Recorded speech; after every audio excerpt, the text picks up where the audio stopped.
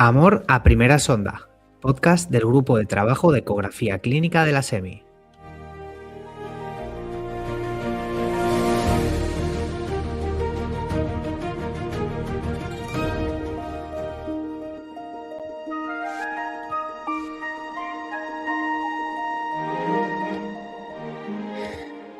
Buenas tardes a todas y todos, bienvenidos a la segunda edición del podcast Amor a primera sonda, el podcast de Ecografía Clínica de la SEMI.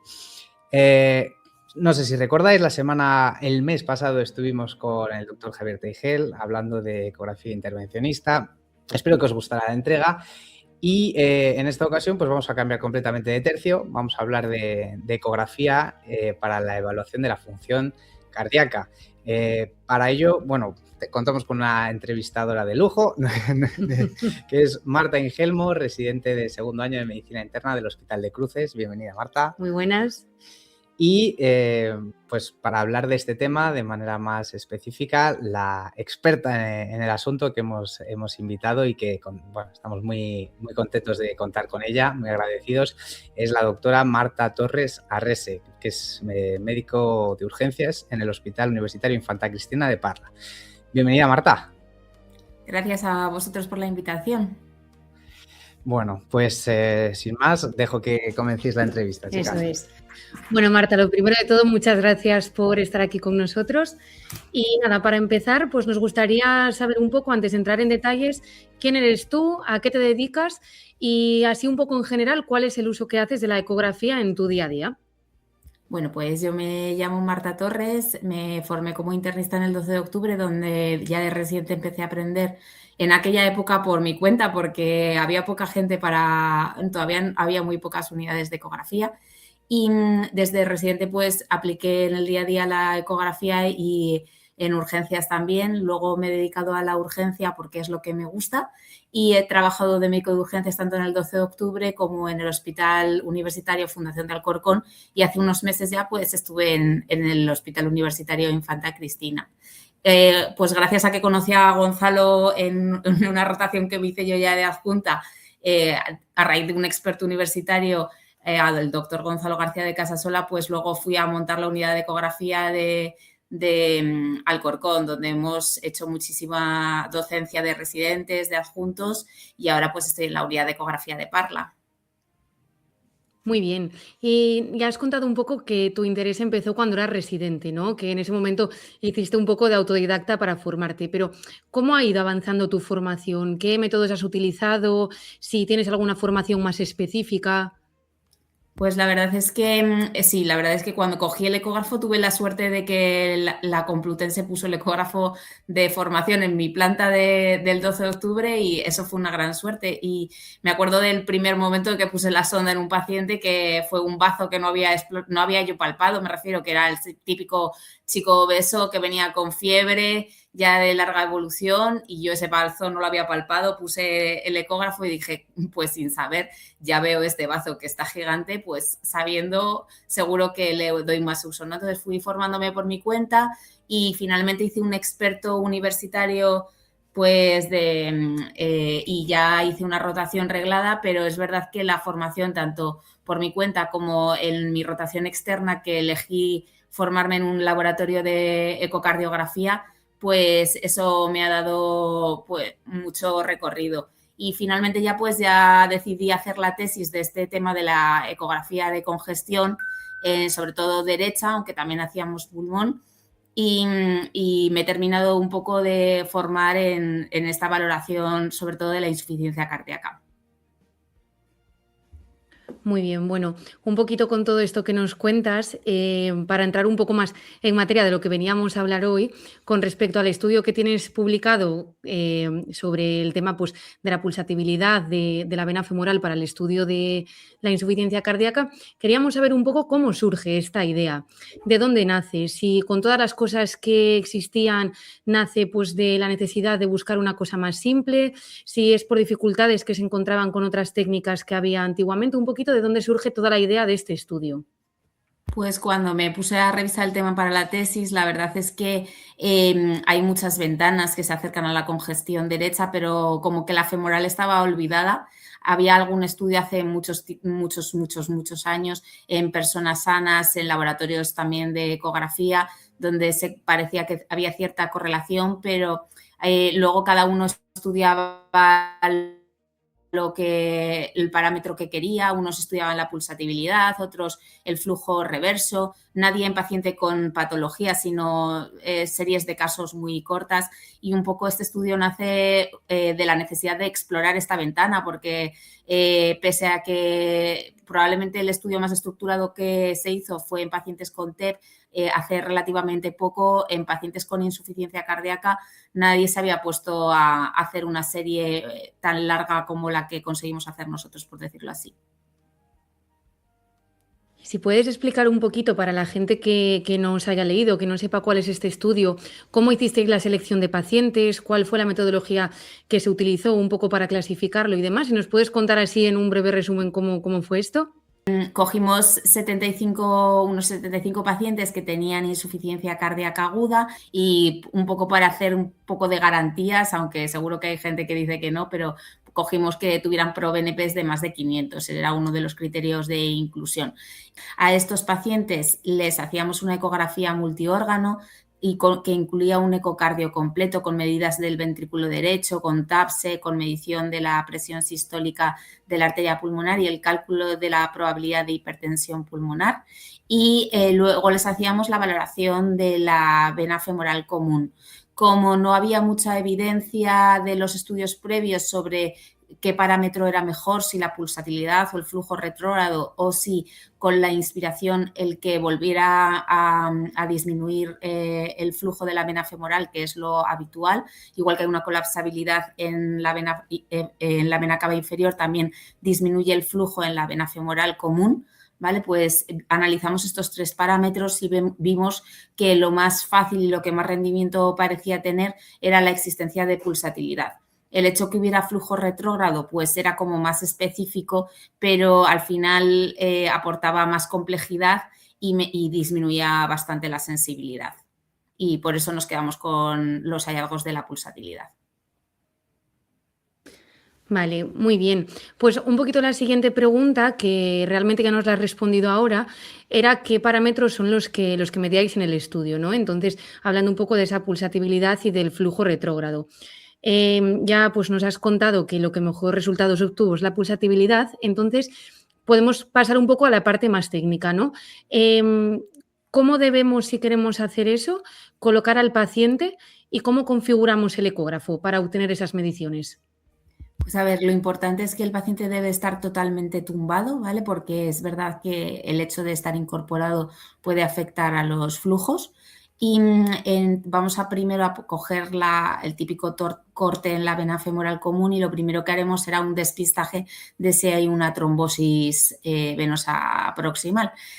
Una vez que hayamos descartado esto, cogemos a nivel de la ingle, lo hacemos el giro para verlo en longitudinal y vamos a poner el Doppler pulsado antes de la entrada de la safena para evitar ese flujo que puede ocurrir, ¿no? Que puede haber interferencias.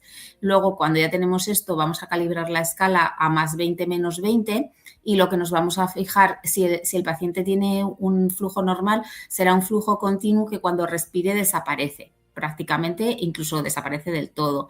Cuando empieza a haber problemas en el corazón, como la vena femoral común está unida a la aurícula derecha prácticamente por un tubo, por decirlo así, que casi no tiene valvas, como mucho tiene dos válvulas entre sí, pues lo que vamos a empezar a ver es el latido y a eso es lo que llamamos pulsatilidad, ¿vale? Entonces empezamos a ver ondas pulsátiles que corresponden con el latido cardíaco y desaparece esa ausencia de flujo con la inspiración. Y ya el máximo grado de patología será cuando el flujo sea positivo y negativo, que es lo que llamaríamos el flujo reverso. Pero con que darnos con que en vez de ver un flujo continuo empezamos a ver la frecuencia cardíaca, por decirlo así, pues entonces ya es suficiente. Vale, ¿y alguna dificultad que os encontrarais, pues que de esto que cuando lo estudias a lo mejor no piensas y cuando te pones a hacerlo, dificultad técnica que creáis que debamos tener en cuenta los que queramos empezar con este tipo de mediciones? Obviamente, si te encuentras un paciente con una gran insuficiencia venosa, pues ese paciente va a ser menos valorable para la valoración de la vena femoral común. Pero es verdad que es una vena muy accesible, no pasa como pasa con la vena cava inferior, que puede ser más difícil. Es una vena que está allí prácticamente y que la verdad es que se puede ver muy bien. Vale, oye, pues muy bien, porque la verdad es que esto ha quedado muy claro. Ahora vamos a volver un poco, no como a lo básico, un poquito hacia atrás, porque teniendo en cuenta que este podcast en principio lo pueden escuchar tanto adjuntos como residentes desde los primeros años, como bueno, como es mi caso realmente, a ver si nos podías explicar un poco cómo relacionamos fisiopatológicamente los hallazgos que se obtienen en el estudio con el estado de congestión y toda esta función del corazón derecho. Vale, pues así primero separar corazones, ¿no? Una cosa es el corazón izquierdo y otra cosa es el corazón derecho. Y con la valoración de la vena femoral común, lo que estamos valorando es aproximándonos a la presión en la aurícula derecha y al funcionamiento del ventrículo derecho. No podemos descartar insuficiencia cardíaca izquierda con una valoración de la vena cava inferior ni con la valoración de la vena femoral común, ¿no? Entonces, la utilidad de la vena femoral, ¿cuál puede ser? Pues no sé hacer un ecocardio, por ejemplo. Todavía no he aprendido y necesito saber aproximarme a cómo está ese corazón derecho. Esa podría ser una utilidad. Y luego, desgraciadamente, un mundo en el que hemos vivido todos es que no tengo sonda de ecocardio y sí que tengo una lineal o tengo una sonda que me vale para hacer un Doppler pulsado en la vena femoral común, o el paciente está tan malo que no tiene ventana, viene en un estado que le metes la sonda y es imposible encontrar una ventana, pues por lo menos con los hallazgos de la vena femoral común van a tener un elevado valor predictivo negativo, ¿vale? Entonces, si encuentro una vena femoral común normal, pues eso me dice que probablemente ese corazón derecho esté funcionando razonablemente bien, ¿vale? Entonces, esto sería un poco el resumen. Vale, muy bien, pues muchas gracias. Y volviendo un poquito a vuestro estudio, ¿qué resultados obtuvisteis en cuanto a esta correlación de la pulsatibilidad con el estado de congestión de los pacientes? A ver, lo que vimos es que teníamos una muy buena correlación con la dilatación de la vena cava inferior, es decir, que si encontrábamos pulsatilidad en la vena femoral común, esa vena cava inferior prácticamente siempre estaba dilatada. Pero es verdad que, como todo, la vena cava inferior es un parámetro aislado, ¿no? Y conforme íbamos analizando otras cosas, muchas veces manteníamos casi la sensibilidad teníamos una sensibilidad muy buena para la detección de probabilidad alta de hipertensión pulmonar, con sensibilidad del 95%, y los valores predictivos negativos se mantenían con un valor predictivo negativo que yo creo que es bastante razonable, del 84%, pero es verdad que, por ejemplo, para la probabilidad alta de hipertensión pulmonar, la especificidad y los valores predictivos positivos disminuían. O sea, sé que obviamente, si tienes la posibilidad de hacer un ecocardio y a día de hoy es inviable pensar en no saber hacer un ecocardio a lo largo de la residencia ya, pues lo mejor es hacer una ecografía cardíaca lo más completa que puedas. Pero bueno, para aproximarnos un poco a esa función, a la probabilidad de hipertensión pulmonar era un parámetro razonable. También analizamos la presencia de una insuficiencia tricuspidia moderada y severa, que también salían valores similares. Eso sí, cuando analizamos ya la disfunción del ventrículo derecho, las sensibilidades se mantenían, pero la especificidad era bastante baja, era del 37%, y con áreas bajo la curva ya no tan óptimas, que ya no llegaban a 0,7. Entonces, bueno, es un parámetro, es algo bonito que hemos hecho y hemos estudiado, que hacía tiempo que nadie estudiaba, y luego lo han retomado pues los grandes del Vexus, ¿no? Y han hablado de esto, de integrarlo con el Vexus. A mí, sinceramente, me parece que a día de hoy la valoración multiórgano de los órganos que realmente se congestionan, como el hígado y el riñón, y sobre todo el riñón, es fundamental para entender al paciente, y también una ecografía del corazón lo más completa que se pueda y del pulmón. Pues justo al hilo con eso iba la siguiente pregunta, que un poquito sabiendo las herramientas que teníamos hasta ahora de medir pues esa vena cava inferior, cómo de colapsable era, y el Vexus, ¿no? ¿Dónde pones tú el papel de cada una? Si son pruebas complementarias, si las separarías dándole a cada una un papel, un poquito lo que piensas al respecto. Creo es que son cosas independientes, ¿no? El Vexus lo que te valora es cómo están decongestionados los órganos que nos importan, que son el hígado y el riñón, aunque hay más órganos que nos importan, pero a nivel de mortalidad, de cómo va a evolucionar el paciente con insuficiencia cardíaca, pues son los 2 órganos que más implicaciones tienen. Y la vena femoral común realmente solamente es una aproximación a cómo están las presiones en la aurícula derecha. Si yo tuviera que elegir, obviamente me quedaría con los órganos, porque son los que van a marcar el pronóstico, ¿vale? No cómo están de dilatadas las venas. Los órganos sí que me van a marcar un pronóstico claro, y si tuviera que elegir, desgraciadamente, y sé que esto no es popular, entre el hígado y el riñón, elegiría el riñón, porque es que el paciente que tiene insuficiencia cardíaca elimina líquidos por el riñón. Entonces, es verdad que en cirrosis ya avanzadas, cirrosis cardiales, el hígado importa mucho, pero en pacientes con congestiones todavía moderadas, el órgano que me va a marcar claramente la mortalidad es cuando el riñón se deteriora, y si lo veo con la ecografía que ya tiene un taponamiento renal, un grado grave de congestión, es lo que se está viendo en los estudios de Vexus e insuficiencia cardíaca ya hechos en pacientes con insuficiencia cardíaca. El patrón monofásico intrarrenal es lo que más determina el pronóstico, más que decir incluso yo creo que un Vexus 3. Y medir este grado de congestión en vuestro caso, con la vena femoral, ¿puede asociarse a estas complicaciones en otros órganos de las que hablamos? Por ejemplo, a nivel renal. Nosotros lo miramos y lo exploramos y no nos salía significativo. Obviamente la N es la que es, pero a nivel de mortalidad y de reingreso no nos salía tan claro como, por ejemplo, el flujo venoso monofásico intrarrenal, que sale claramente, y el Vexus 3, que también se asocia con una mortalidad intrahospitalaria importante. Vale, y un poquito en cuanto al tratamiento de estos pacientes.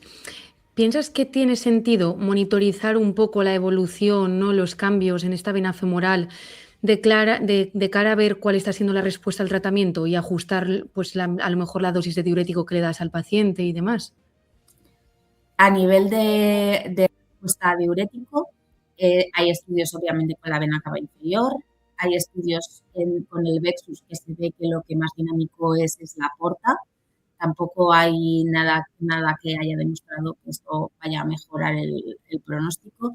Sí que yo insisto, me parece fundamental ver, correlacionar el ecocardio que ves con la vena renal. Porque, por ejemplo, si ves un paciente que tiene, incluso con la arteria renal, porque si ves un paciente que tiene una FEBI límite o una FEBI deprimida y le ves flujos arteriales muy bajitos y un estado de congestión grave, ese paciente tiene peor pronóstico, y hay estudios que lo dicen, que el paciente que tiene, por ejemplo, flujos arteriales conservados y un patrón de grave de congestión venoso. Entonces, es verdad que yo a la hora de elegir tratamiento me guiaría más por la vena renal y me orientaría más que por la vena femoral, que al final lo que me dice es que está congestionado y ya está. Obviamente, si lo mejoro, pues me va a mejorar la vena cava inferior, me va a mejorar la vena porta y me va a mejorar la vena femoral común. Sí, pero a nivel de elección de tratamiento, de si megadosis de diurético, escalada, doble bloqueo de nefrona, pues probablemente eso a nivel clínico, con diuresis, con natriuresis, y es verdad que entendiendo fisiopatológicamente al paciente con la ecografía también nos vamos a adelantar a los acontecimientos. Y aplicando todo esto que nos has contado hasta ahora a la formación de residentes, ¿crees que es sencillo aprender a realizar esta medición? Sí, obviamente es mucho más fácil que un ecocardio. Sí, la curva de aprendizaje es muy fácil. Me refiero que una vez que has entendido cómo hacerlo, con 15 que hagas te das cuenta ya. Y si lo haces en paciente que tenga insuficiencia cardíaca y en paciente que no tenga, te das cuenta de las diferencias y lo ves. Porque a nivel de pulsatilidad, pues es que es ver que la frecuencia cardíaca se está transmitiendo a la vena femoral común cuando en estado normal no lo hace. Muy bien, y ya para ir terminando, ¿hay algo nuevo en lo que estáis trabajando o tenéis pensados los siguientes pasos de todos estos estudios? Pues a ver, yo ahora ya estoy acabando porque ya no puedo más. Un estudio en pacientes dados de alta desde urgencias, porque había una pregunta que yo me hacía mucho y que creo que a día de hoy pues no tiene respuesta, es qué paciente damos de alta desde urgencias con insuficiencia cardíaca y luego vuelve, y si hay algún factor realmente que me diga que ese paciente no le debería de haber dado de alta, que se tenía que haber quedado o haber ingresado en HAT, en hospitalización a domicilio. Entonces, llevamos ya 95 pacientes dados de alta desde diferentes urgencias de toda España.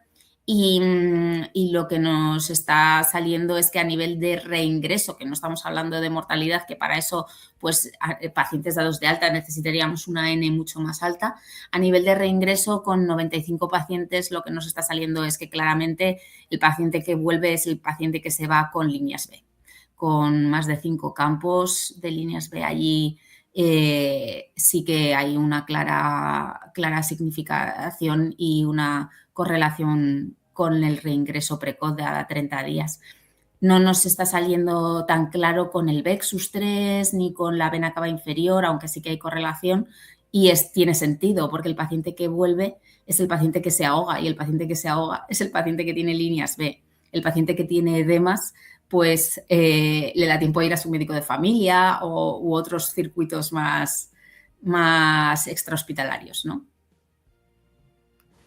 Muy interesante. Y bueno, ya Marta, la última pregunta que te queremos hacer, más que una pregunta, ya es una reflexión abierta, un poco, pues por cerrar, sobre el uso de la ecografía clínica en la práctica diaria, desde para nosotros los residentes como para todos los médicos ya con más experiencia, y su uso sobre todo en esta evaluación de la congestión y de la función del corazón derecho.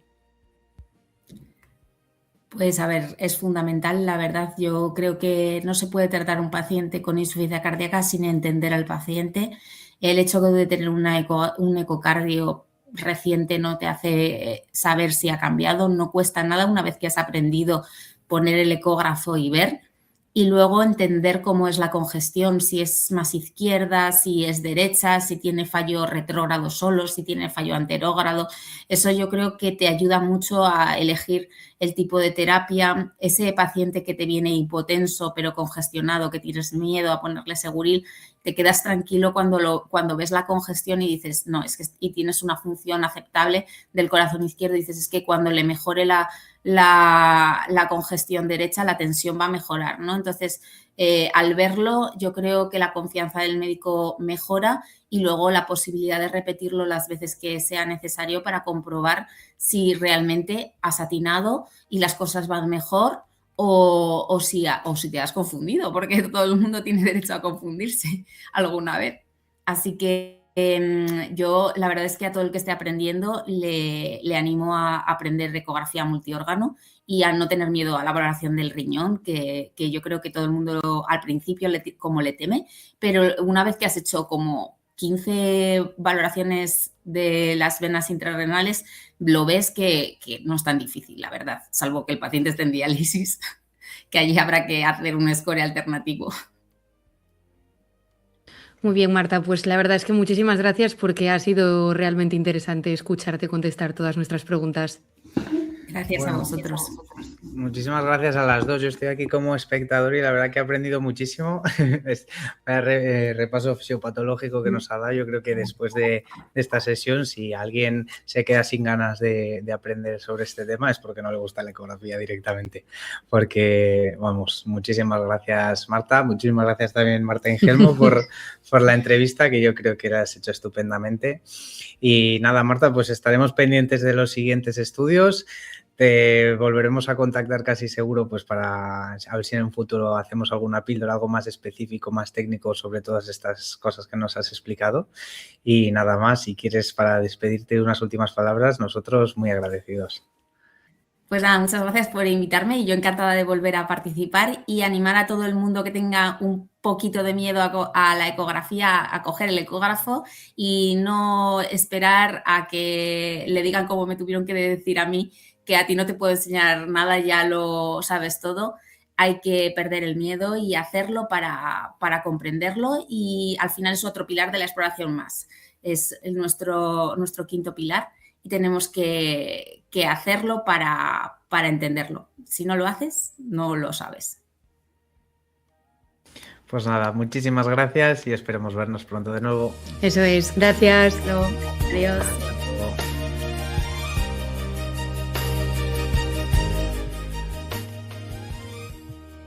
Podcast del Grupo de Trabajo de Ecografía Clínica de la Sociedad Española de Medicina Interna.